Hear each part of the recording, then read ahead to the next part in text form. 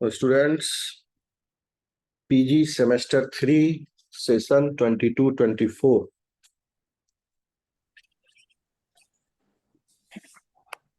Zoology bye session semester 3 paper 11 unit 1 is over. Okay students, gamete biology का unit हम लोग पढ़ चुके हैं। हेलो स्टूडेंट्स, आवाज आ रही है मेरी?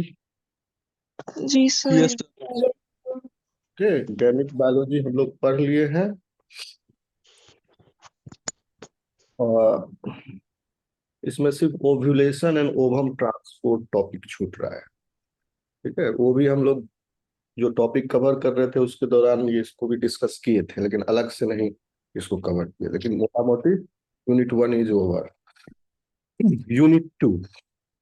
यूनिट 2 में हम लोग को ये असिस्टेड रिप्रोडक्शन टेक्नोलॉजी के बारे में पढ़ना है। म्यूट कीजिए Kritika Kumari, mute yourself. Assisted reproduction technology हमको पढ़ना है।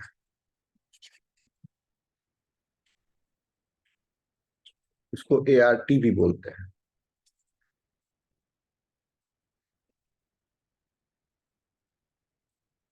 इस टेक्निक, और ये बेसिकली कोई एक टेक्निक नहीं है, कई सारी टेक्निक्स हैं।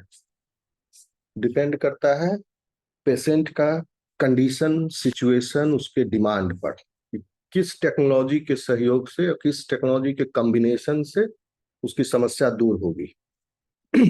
ओके, तो इसी के अंतर्गत हम लोग कुछ कुछ टेक्नोलॉजी के बारे में आज पढ़ेंगे। और जैसे एम्ब्रियो ट्रांसफर टेक्नोलॉजी, ये सब है। ठीक है, और आगे फिर ओव्यूलेशन वगैरह का टेक्नोलॉजी। तो स्टूडेंट्स, पहला हम लोग इसके अंतर्गत पढ़ेंगे, जैसे ये है एम्ब्रियो ट्रांसफर टेक्नोलॉजी।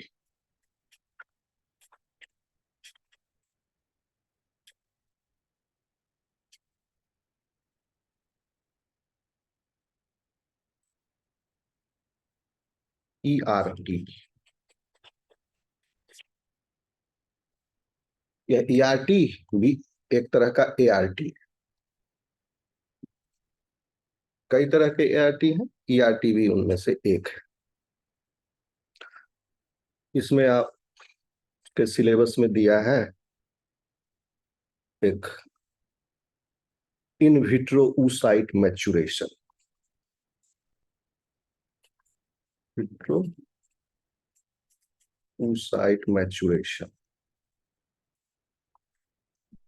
3 है आपके बुक में दिया हुआ। Super ovulation,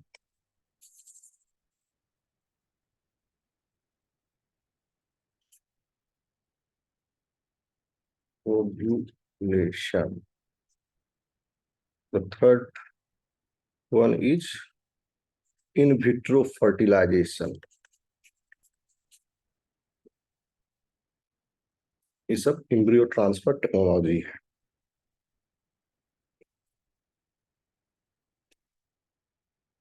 embryo transfer technology ICST भी है और गिफ्ट भी है। ये 5 तरह की टेक्नोलॉजी आज हम लोग देखने की कोशिश करेंगे। तो नाम से आप समझ रहे हो students.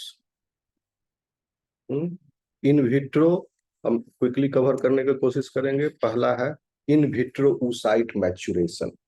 In vitro means in the laboratory petri dish.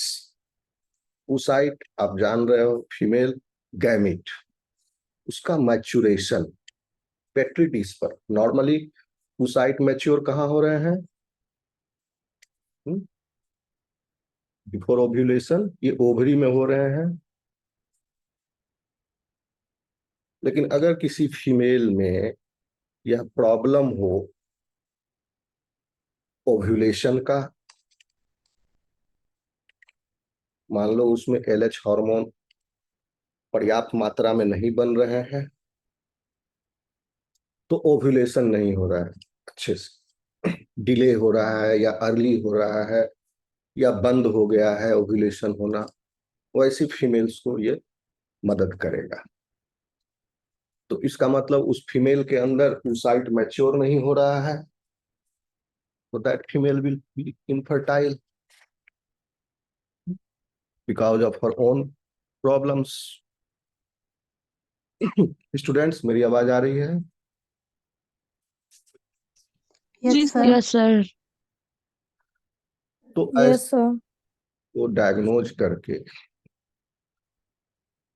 उसका हार्मोनल प्रोफाइल देख लिया, मेंस साइकिल पैटर्न देख लिया गया, क्लिनिशियन ने एग्जामिन करके उसको डायग्नोज किया, वो पता लगा लिया कि इसका ओवरी में ही प्रॉब्लम है।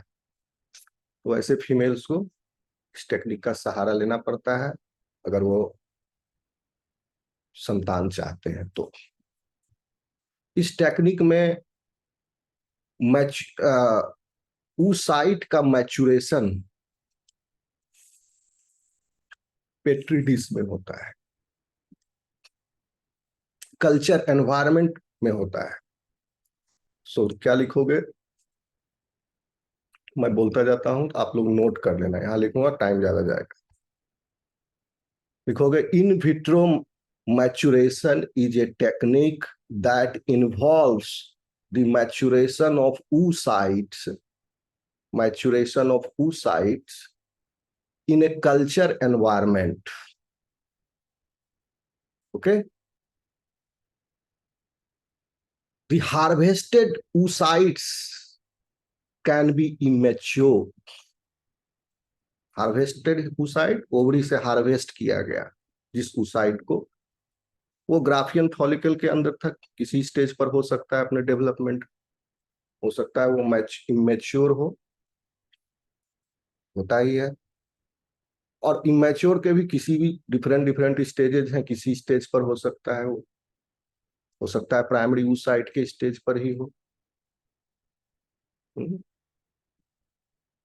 क्योंकि प्राइमरी oocyte के स्टेज पर आपको, हाँ हो सकता है हो, बाय बर्थ प्यूबर्टी तक उसका डेवलपमेंट नहीं हुआ, उसी में अरेस्टेड। तो वैसे फीमेल्स को के ओवरी से हार्वेस्ट किया जाता है। तो देखिए आप, ये एक तरह का सर्जिकल प्रोसीजर है, ओवरी से एग को हार्वेस्ट करना, ये एक तरह की का इन्वेजिव प्रोसीजर है। कुछ सक्शन करने के लिए, हार्वेस्ट करने के लिए कोई एक टूल यूटरस के थ्रू ओवरी तक पहुंचाया जाएगा और वहां से सक करके ओवरी के अंदर के मटेरियल को हार्वेस्ट किया जाएगा। So it's an invasive process. Okay students, आ रहा समझ में? Yes sir. मैं लिख देता हूं डेफिनेशन इसका, is a technique that involves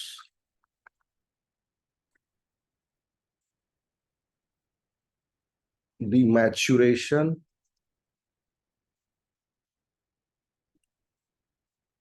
of oocytes in a culture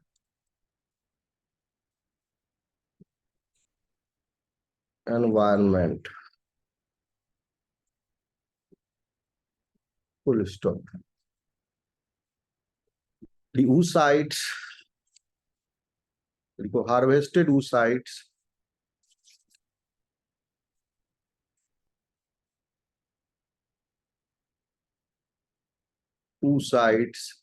can be immature and at different stages and may or may not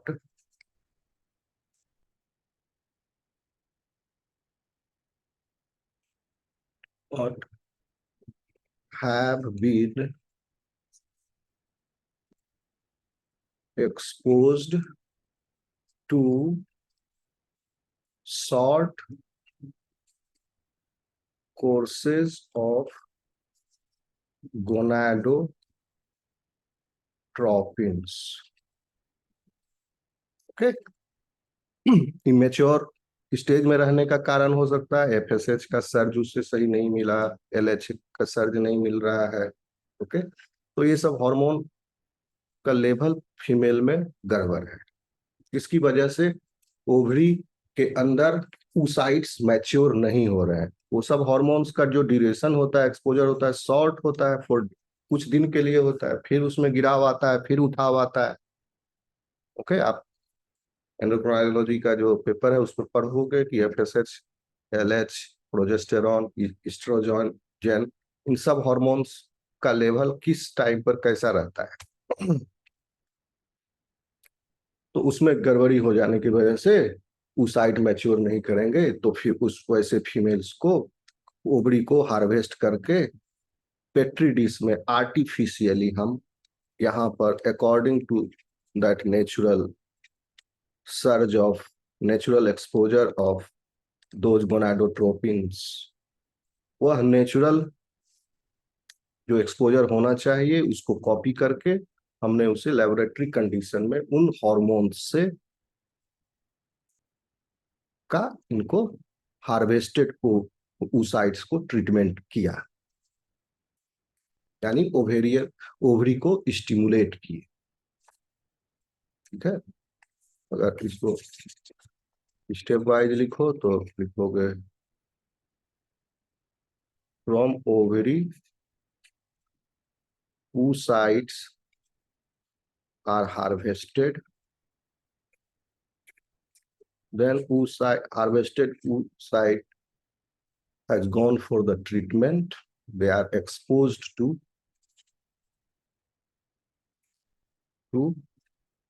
short courses of gonadotropins for few days। किस stage पर है उसका microscope से पहचान किए, और उस stage के बाद कितना आगे उसको दिन बचा है मैच्योरेशन में, उतने दिन तक हम उसको गोनाडोट्रोपिन का एक्सपोजर दिए। गोनाडोट्रोपिन के एक्सपोजर से what would you expect, oocyte will mature. अभी भी ये गैमिट तैयार हुआ है, तो यह टेक्निक जो है एक फीमेल गैमिट को फर्टिलाइजेशन के लायक बनाने का है। ओके, इसलिए ये क्या है, गैमिट ट्रांसफर टेक्नोलॉजी है। और उसके बाद इस oocyte को प्लेस कर दिया जाएगा। फिर से इन्वेजिव प्रोसीजर है, एक तो हार्वेस्ट करने में invasion, now the mature oocyte will be placed in the fallopian tube, gift कर दिया जाएगा। ठीक है, गिफ्ट का मतलब होता है गैमीट इंट्राफेलोपियन ट्रांसफर। इस गैमीट का हम फेलोपियन ट्यूब के अंदर ट्रांसफर कर दिए। ठीक है स्टूडेंट, समझ में आ रहा है? गिफ्ट आगे हम डिस्कस करेंगे। तो आप देख रहे हो, अगर आपसे पूछा जाए इन विट्रो oocyte मैच्योरेशन क्या होता है, तो यहीं तक है ये प्रोसीजर। लेकिन उसके बाद क्या, oocyte मैच्योर हो गया, फिर क्या पेशेंट चला जाएगा क्लिनिक छोड़ के? आगे की कार्रवाई होगी, आगे की कार्रवाई गिफ्ट है। ओके, या आईवीएफ कर सकते हैं, के लिए जा सकते हैं। स्टूडेंट्स, समझ में आया आपको ये technology? In vitro oocyte maturation बहुत सिंपल है। ओवरी से यस सर। निकाल के उसको आर्टिफिशियल एनवायरनमेंट में जिस हार्मोन की उसे जरूरत पड़ती, जिस हार्मोन के बाथ में वो रहते थे नेचुरल में, वही हार्मोन से उन्हें कराया गया स्नान, और फिर वह मैच्योर हो गए। अब वह रेडी है, नाउ ये फीमेल जो है बच्चा दे सकती है, अपना ही ओवरी होगा उसका, कहीं से उसे लेना नहीं पड़ा। लेकिन हाँ, इसके बाद फिर उसे इसके लिए टेक्नोलॉजी, दूसरे टेक्नोलॉजी का भी सहारा लेना पड़ेगा। Okay, so IVM is an assisted reproductive technology also, क्योंकि हम यहाँ पर oocytes रिट्रीव कर रहे हैं from the follicles of the ovary,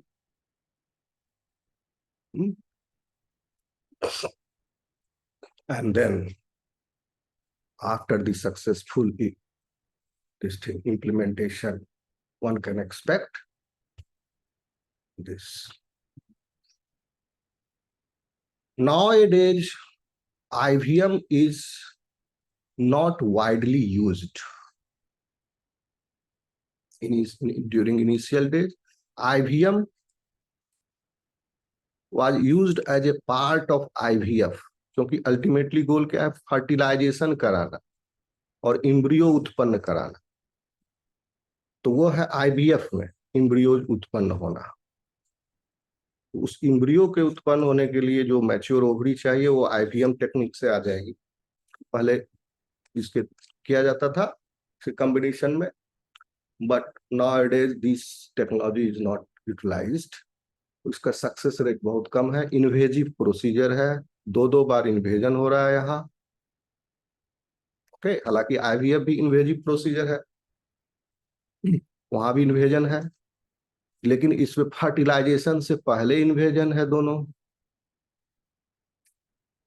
ठीक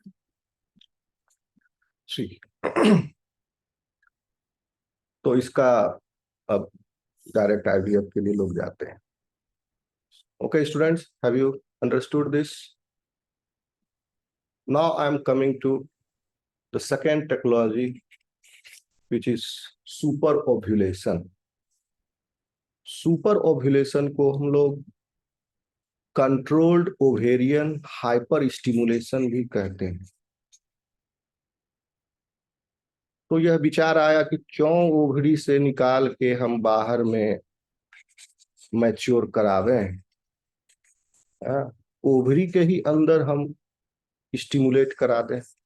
अगर नहीं हो रहा है तो उस फीमेल के अंदर नेचुरली उन हार्मोन्स का कुछ दवाओं के साथ, जो दवाएं गोनाडोट्रोपिन सिक्रीशन को स्टिमुलेट करती हैं उनको, और हार्मोन्स का भी डायरेक्ट इंजेक्शन उस फीमेल को दिया जाए पर्याप्त मात्रा में, ताकि उसकी ओवरी स्टिमुलेट हो। ओवरी तो स्टिमुलेट हो रही है एफएसएच के प्रभाव से, हम और एफएसएच डालेंगे और ओवरी को हाइपर स्टिमुलेट करेंगे, खूब जबरदस्ती उसको ठेल देंगे, स्टिमुलेट कराएंगे, हाइपर स्टिमुलेश करेंगे, और वो भी कंट्रोल्ड मैनर में। कंट्रोल्ड, जब चाहेंगे हार्मोन का एक्सपोजर हटा लेंगे, जब चाहेंगे हार्मोन का एक्सपोजर लगा देंगे, फीमेल को भर्ती करके उसको जब अब ये दिया फिर हटा दिया, जब उसका पूरा चार्ट बनता है कब देना है कब नहीं देना है। ओके, तो क्लिनिशियन से एग्जामिन करते, आप ये जान लो उसको हाइपर स्टिमुलेट किया गया। तब क्या होगा, ovary will give rise to many mature oocytes।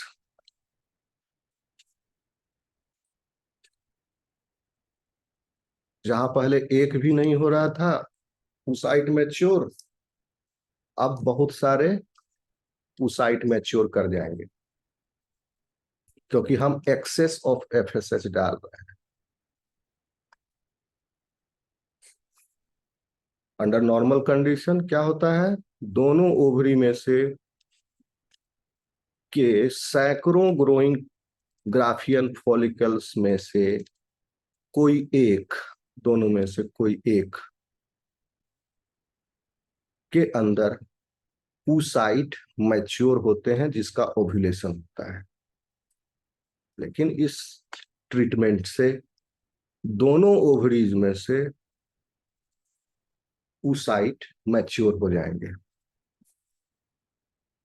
because of this excess hormone. So controlled ovarian hyperstimulation, super ovulation, लिखते जाना, is a technique which is used in assisted reproduction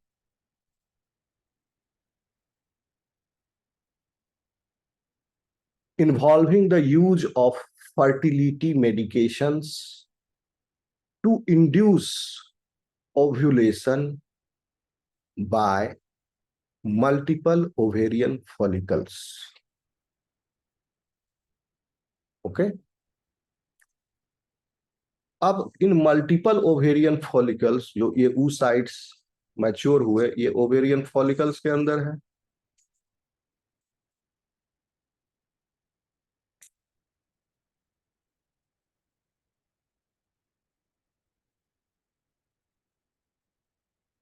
okay?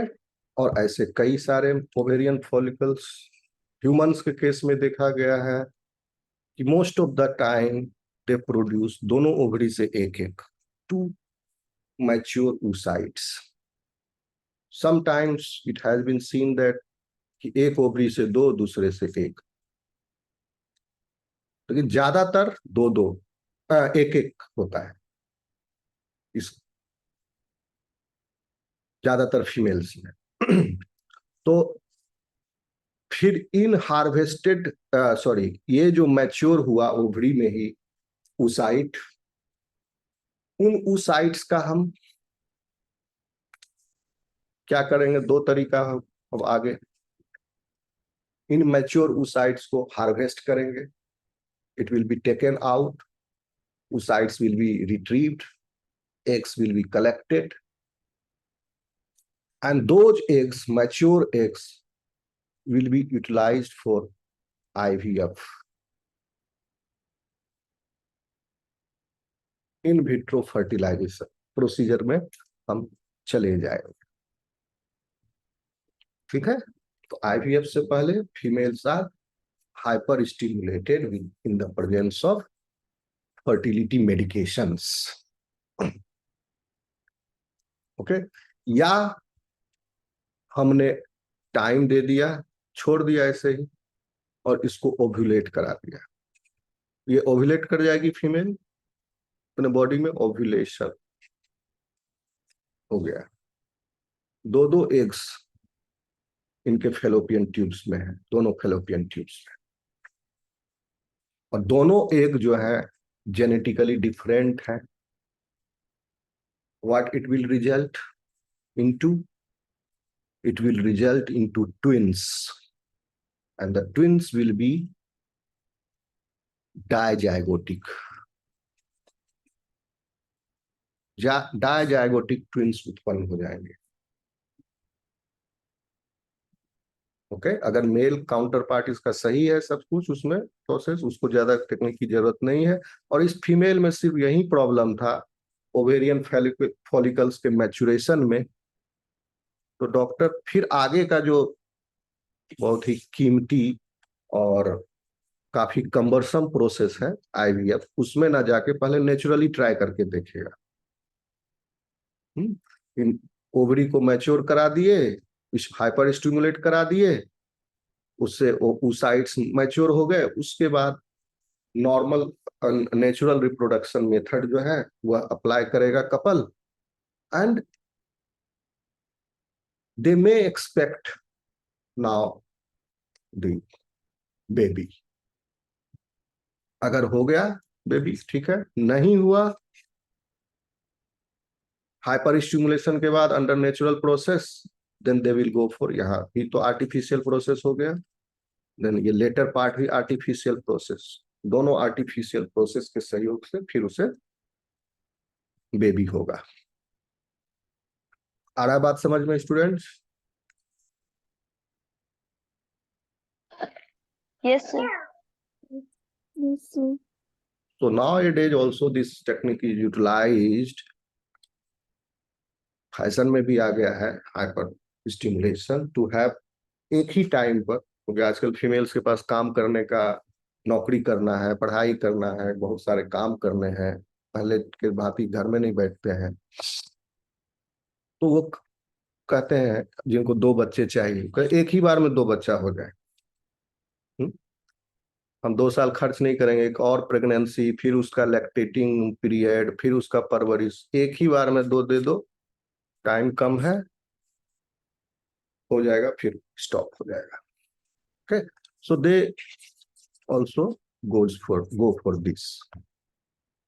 तो वो फिर आईवीएफ में नहीं जाएंगे, वो डायरेक्ट यहाँ से हाइपर स्टिमुलेशन करा के फिर नेचुरल प्रोसेस में जाएंगे। ओके स्टूडेंट्स, लेकिन इसका क्या है कि ट्विंस विल बी डायजाइगोटिक। दोनों ट्विंस जो है भिन्न होंगे एक दूसरे से, एग्जैक्ट दोनों कॉपी नहीं होंगे एक दूसरे के। मोनोजाइगोटिक ट्विंस में कॉपी है, एक ही जाइगोट से बने हैं दोनों।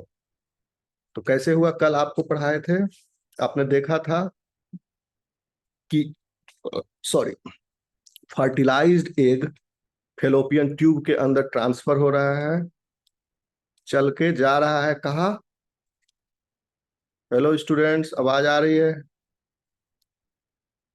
Yes sir. Yes sir. Yes sir.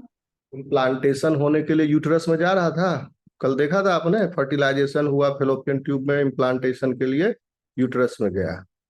और ये इम्प्लांटेशन कब हुआ, कितना दिन के में? 6 to 7 डेज में, कॉम्पैक्ट मोडुला के स्टेज में। और उसके बाद जब ब्लास्टोसिस्ट बन गया तब ट्रांसफर हुआ था। आपको अगर याद हो तो कल मैंने बताया था इस स्टेज पर जब है तो इट इज लूज मोरुला,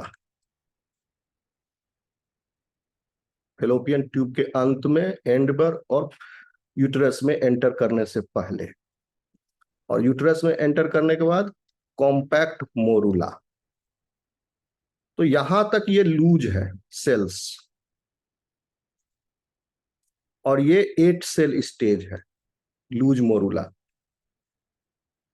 तो जब लूज है, आप सोचो कोई गट्ठर है बंधा हुआ और लूज बंधा हुआ है, और उसे हम लुढ़का रहे हैं, तो बहुत संभावना है कि ये गट्ठर खुल जाए और इसके जो इंग्रेडिएंट्स हैं वो अलग अलग हो जाएं। यस कि नो? Yes sir. ओके, हम एक ट्विन समझाने के लिए आपको, ये जब गट्ठर अलग अलग हो जाएगा तो कितना हो सकता है अलग अलग? 8 अलग अलग हो सकते हैं मैक्सिमम, या ये गट्ठर इस प्रकार भी 4-4 के रूप में हो सकता है, अलग अलग कॉम्बिनेशन बना सकते हो, 7-1 के रूप में अलग हो सकता है, 6-2 के रूप में अलग हो सकता है। ठीक है, तो जब भी ये 2 बना, 6-2, चाहे 1-7 या 4-4, वो दोनों ग्रुप ग्रुप जो है एक इंडिविजुअल के रूप में विकसित होगा। अगर यहाँ पर सपोज मैक्सिमम लेके चलो 8 का 8 अलग अलग हो गया कॉम्पैक्ट मेरुला का, तब वह जो है 8 के अंदर काबिलियत है वो तुरंत डिवाइड करके 8 सेल स्टेज बना लेगा 8 के 8, और वह कॉम्पैक्ट होके अंदर में इम्प्लांट हो जाएगा। अभी रिसेंटली न्यूज में आया था ऑक्टोपस मदर, इसलिए मैक्सिमम 8 कर सकता है, और भी ज्यादातर जो है ऑक्टोपस मदर, एक आई एम फॉरगेटिंग, शायद रोमानिया की फीमेल थी, उसने 8 बच्चों को एक बार दिया, ऑक्टोलेट्स जन्म दिया। आप देखते हो 2 बच्चे भी जन्मते हैं, ट्रिपलेट्स भी होते हैं, क्वाड्रुपलेट्स भी होते हैं, तो इन्हीं का ये कॉम्बिनेशन है। तो ये सारे इंडिविजुअल्स जो है एक ही जायगोट से बने हैं, एक ही जायगोट का माइटोटिक डिवीजन का है, तो सब एक जैसे होते हैं। लेकिन यहाँ पर आप क्या हम बोल रहे हैं, डिप्लो डायजाइगोटिक ट्विन हो रहा है, क्योंकि दोनों ऊसाइट अलग अलग है, गैमिट अलग अलग था, अलग अलग है, और ये दोनों ऊसाइट किसी एक ही स्पर्म से तो फर्टिलाइज नहीं होगा, ये स्पर्म 1, स्पर्म 2, ये ओवरी 1, ओवरी 2, देखिए दोनों का जेनेटिक्स अलग अलग है, इसलिए डायजाइगोटिक। आ रहा है स्टूडेंट समझ में? Yes, sir. Yes, sir. Yes, sir. This is about super ovulation. या तो सुपर ओव्यूलेशन कराने के बाद हम आईवीएफ के लिए प्रोसीड कर गए, या नहीं तो अंडर नेचुरल मेथड से हम प्रोसीड किए।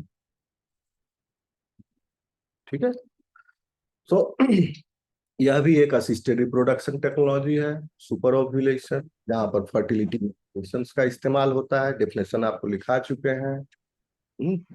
ओव्यूलेशन के लिए स्टिमुलेट कराया जाता है, तो मल्टीपल ओवेरियन मैच्योर और उनका ओव्यूलेशन होता है।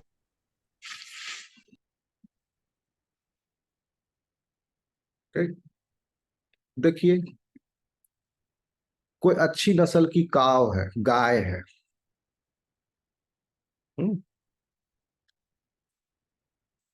वेटनरी साइंस में बहुत यूज है इसका। कोई बहुत ज्यादा दूध देने वाली काव है, अब हम चाहते हैं कि उस काव की बहुत सारी उसके प्रोजेनीज हो, ताकि हमको वो जो नस्ल है और भी ज्यादा मिले दूध देने वाली गाय का। तो उस काव को हमने हाइपर स्टिमुलेट किया, उसके ओवरी को। कई सारे मैच्योर oocytes हार्वेस्ट कर लेंगे। काव तो शिकायत करेगी नहीं कि क्यों इतना हमारा इन्वेजिव प्रोसीजर कर रहे हो इन।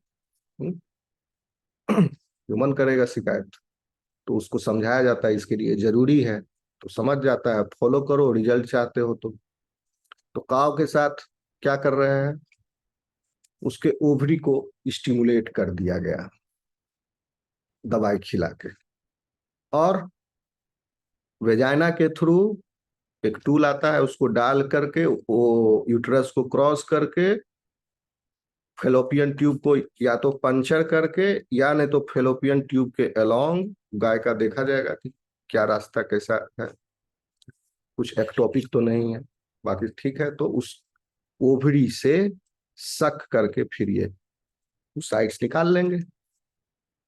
उसी काव के बहुत सारे oocytes हैं मैच्योर, और इसको आर्टिफिशियल इंसेमिनेशन तो काव के अंदर होता है, या तो डायरेक्ट हम आर्टिफिशियल इंसेमिनेशन कर दिए, या हम हार्वेस्ट करके, इसको हार्वेस्ट करके हार्वेस्ट किया गया, और इन oocytes को सबको अलग अलग पेट्री डिशों में हम प्लेस कर दिए, और इन सब में हम स्पर्म ऐड कर दिए।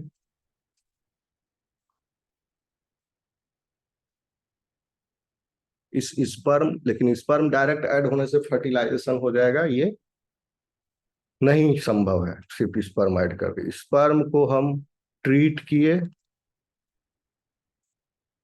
या स्पर्म का हम आईसीएसटी कर दिए। तो what you would expect, several embryos are now ready. बहुत सारा फर्टिलाइजेशन हो गया, इसी एक काव का बहुत सारा एम्ब्रियो तैयार हो गया।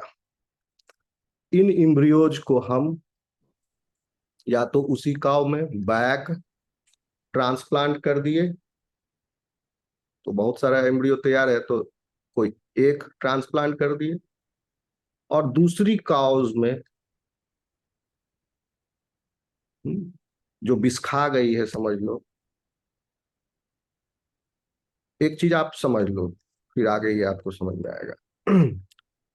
मैमल्स में ओवरी का एजिंग हो रहा है, होता है, क्योंकि तो इसमें सप्लाई जो है लिमिटेड है oocytes का। 30 से 35 साल में ये सप्लाई खत्म हो जाता है। रिप्रोडक्टिव एज, प्यूबर्टी, 30 से 35 उम्र नहीं, प्यूबर्टी में स्टार्ट हुआ, इसके बाद 30 से 35 साल। ओके, क्या बोलना चाह रहे थे, भूल गए।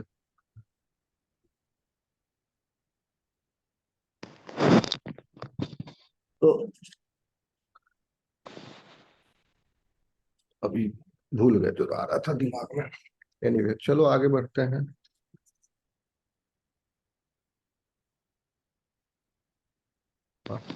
सरोगेसी के लिए गए हैं।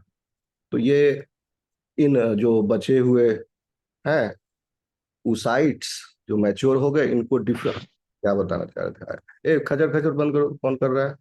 रिमूव कर देंगे आगे से, म्यूट करो।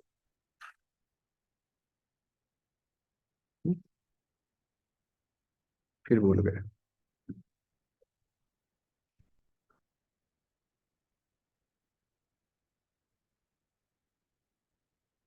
हाँ, याद आया। तो देखिए, एक होता है ओवरी, जहां पर फीमेल गैमिट मैच्योर हो रहा है, उत्पन्न हो रहा है। और इम्ब्रियो जो डेवलप हो रहा है वो कहाँ हो रहा है स्टूडेंट्स? यूटरस में हो रहा है, यूटरस।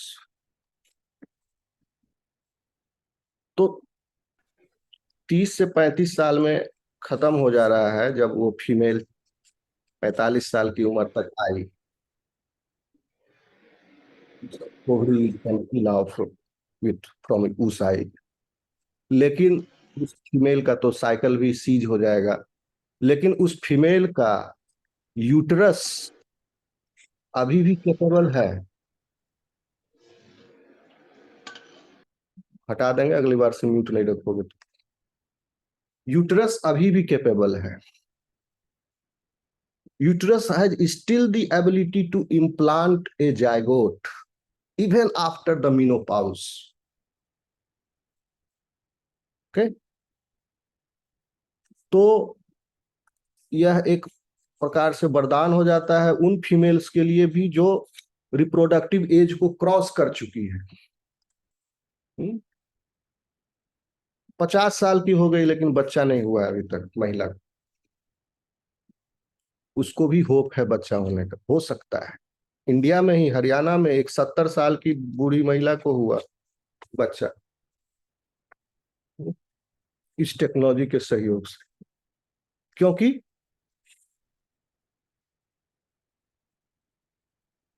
यूटरस तो हेल्दी है, लेकिन एग जो वो उसका अपना नहीं होगा, क्योंकि उसका एग का सप्लाई 45-40 साल में खत्म हो गया। अब वो 50 साल में मां बनना चाह रही है, तो उसे एग कहीं से उधार लेना पड़ेगा, डोनेट। पति उसका चल जाएगा, same husband but egg from different person. उसकी बहन हो सकती है, या कोई फ्रेंड हो सकता है, या कोई ऐसे ही एनोनिमस हो सकता है, बैंक से लिया जा सकता है। आ रहा है स्टूडेंट समझ में? So it is possible now A days Yes, sir. some mother at the age of 80 even through surrogacy।